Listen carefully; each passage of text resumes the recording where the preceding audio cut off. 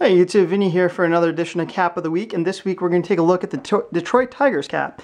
Now this Detroit Tigers cap might look a little different from the ones you're used to seeing. Typically the Detroit Tigers have a home cap with a white D logo and a road cap with an orange D logo with no outline. This cap was actually used as their road cap from 1972 to 1982, and I believe it has to do with their changing of uniforms.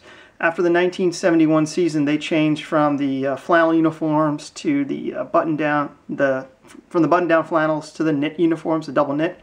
And for whatever reason, the Detroit Tigers are an unusual team in that they changed the uniform for the road wholesale, but their home uniform has remained the same, a button-down uniform. So I'm not sure why that was the case, but anyway, they decided to come up with a new cap.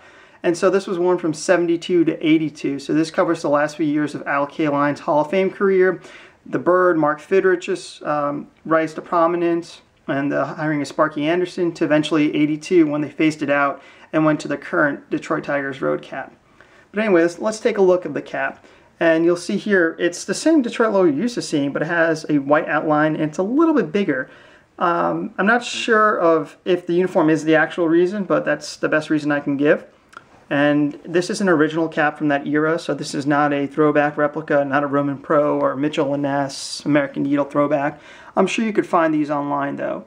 And anyway, let's flip it over, and you happen to see the Kelly green underbrim, which the Detroit Tigers were one of the last few teams to wear until '94 when they switched over. Official licensee, Major League Baseball, New Era, Pro Model, DuPont, Pfizer, weatherized, and then you have the size here. So this is a leather sweatband, which the team, I guess, had worn until probably 1980, 81, 82.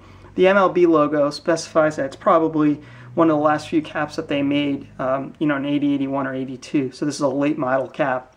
And what's interesting about this era of Detroit Tigers baseball is that they did win one AL East division in 1972 where they lost to Oakland A's in the ALCS.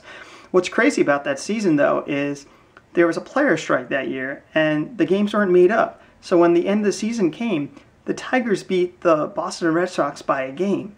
And I believe it was because the Red Sox had one fewer game to play than the Tigers. So in today's era, I don't think that would be possible and that would be allowed. You'd see the owners screaming at, at the cheating of, being cheated out of a game. But it does stand in the records, so that 1972 team did win the AL East division by a game, and it just happened to be the one game that Boston didn't play. So a little bit of baseball history there. But anyway, it's a pretty cool cap. The fact that I was able to find it on the secondhand market recently, brand new, unworn condition, is pretty cool. So once again, if you guys are ever interested in finding old baseball caps in unworn condition, usually New Era Pro Models, a pretty good keyword phrase to enter in eBay or something of that nature.